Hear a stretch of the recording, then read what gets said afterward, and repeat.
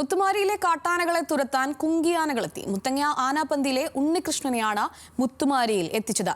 ഉണ്ണികൃഷ്ണന് പുറമെ ഭരത് എന്ന കുങ്കിയാനയെ കൂടി കൊണ്ടുവരാൻ ശ്രമം പുരോഗമിക്കുകയാണ്.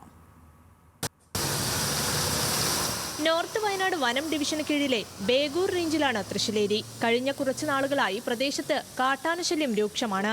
നിരവധി പേർ കാട്ടാനയുടെ മുന്നിൽ അകപ്പെടുകയും നിരവധി വാഹനങ്ങൾ തകർക്കുകയും ചെയ്തു. വലിയ രീതിയിലുള്ള പ്രതിഷേധം ജനങ്ങളുടെ ഭാഗത്തു നിന്നുണ്ടാവുകയും ചെയ്തിരുന്നു. ഇതേ തുടർന്നാണ് കുങ്കിയാനകളെ എത്തിച്ച് കാട്ടാനകളെ തുരത്താനുള്ള ശ്രമം നടക്കുന്നത്. കുങ്കിയാനെ കൊണ്ടുവന്നതുകൊണ്ട് ഞങ്ങൾക്ക് ഒരു സന്തോഷം തോന്നുന്നുണ്ട്. എന്നാലും ഞങ്ങൾ 100% തൃപ്തരല്ല. പിന്നെ ഇനിയും ഫോറസ്റ്റുകാരുടെ അടുത്തുനിന്ന് നല്ല രീതിയിലുള്ള സമീപനം ഉണ്ടാകണമെന്നാണ് ഞങ്ങൾ പ്രദേശവാസികൾക്ക് പറയാനുള്ളത്. ഭയങ്കര ഭീഷണിയാണ്. അപ്പോൾ ഇതിൽ സർക്കാരിൻ്റെ ഭാഗത്ത് ശക്തമായ ഒരു ഫെൻസിങ്ങും പരിപാടി ദേശത്ത് ആവശ്യമാണ്. ഈ ആന വരാതിരിക്കാൻ ഇതിന് സർക്കാർ ശക്തമായ നടപടി എടുക്കണം. ഇത് എത്ര ഓടിച്ചാലും ഇത് ഓടിക്കുന്നതോറും ഞങ്ങൾ തിരിഞ്ഞ് ഞങ്ങൾ പല പ്രാവശ്യം ഇത് ഓടിക്കുകയും ഞങ്ങൾ ആക്രമിക്കാൻ വരികയും ചെയ്യുകയാണ്.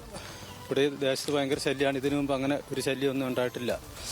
പലരും വാഴകളെല്ലാം കടഞ്ഞിട്ടുണ്ട്. വീടിന് നേരെ പാഞ്ഞു വരികയൊക്കെ ആയിരുന്നു. ഇതിൽ പിന്നെ സ്കൂൾ വിട്ട് സന്ധ്യാകുമ്പോഴൊക്കെ പിള്ളേർ വരുന്ന ഓരോരുത്തർ പണിയും കഴിഞ്ഞ് ഇങ്ങോട്ട് വരികയാണ്. ഇത് കൃഷി മേഖലയാണ്, കുടിയേറ്റ മേഖലയാണ്. അപ്പോൾ ഇവിടെ വേറെ ഒരു വരുമാനമില്ല. കൃഷി കൊണ്ടൊക്കെ ആശ്രയിക്കുകയാണ്. ഇതിൽ സാധാരണക്കാരാണ് ഈ ദേശത്തുള്ളത്.